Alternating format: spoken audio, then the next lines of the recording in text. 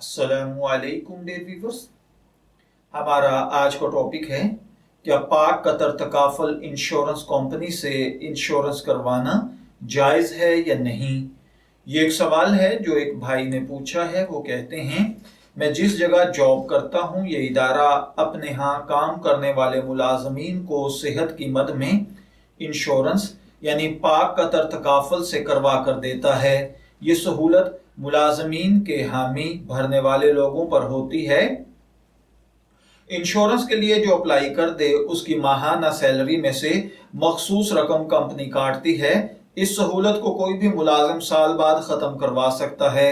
इस सहूलत में इलाज की कुछ मखसूस सहूलियात, ऑपरेशन, सर्जरी, बच्चों की पैदाइश से मुतल्लक अखराजात शामिल हैं।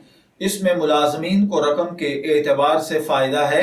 इंश्योरेंस कंपनी को नुकसान है कि जिस साल इस सहूलत से फ़ायदा नज़र आ रहा हो तो करवा ली, वगरना ख़त्म करवा दी। क्या इस सहूलत से फ़ायदा हासिल करना चाहिए?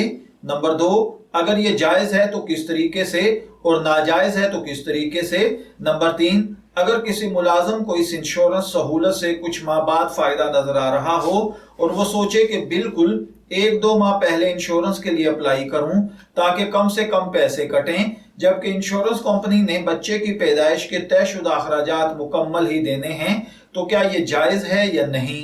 देखिए भाइयों और बहनों, इसमें जो ऑप्शन 1 और 2 है, इसमें याद रखिए कि इंश्योरेंस या तकाफुल दरअसल सूद, कमार यानी जुआ और गरर यानी धोखे पर मुश्तमिल होने की वजह से हराम और नाजायज है, जिसकी तफसील ये है कि इसमें दी जाने वाली रकम की हैसियत सही तरकोल के मुताबिक कर्ज की है और कर्ज में दी हुई रकम पर ज्यादा रकम वसूल करना सूद कहलाता है।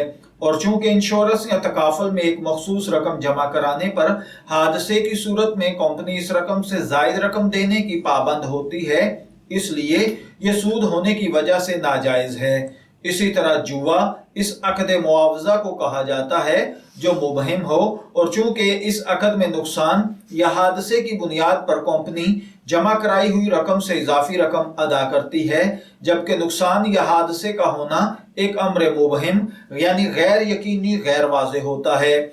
चूंकि यह मुमकिन है कि जमा कराने वाले को अपनी रकम से ज्यादा रकम मिल जाए और यह भी मुमकिन है कि इसको एक पाई भी ना मिले, इसलिए इसमें गरर यानी धोखा भी पाया जाता है। इसलिए इन तमाम मुफासिद पर मुश्तमिल होने की वजह से इंश्योरेंस या तकाफल का मामला बहरहाल नाजायज है।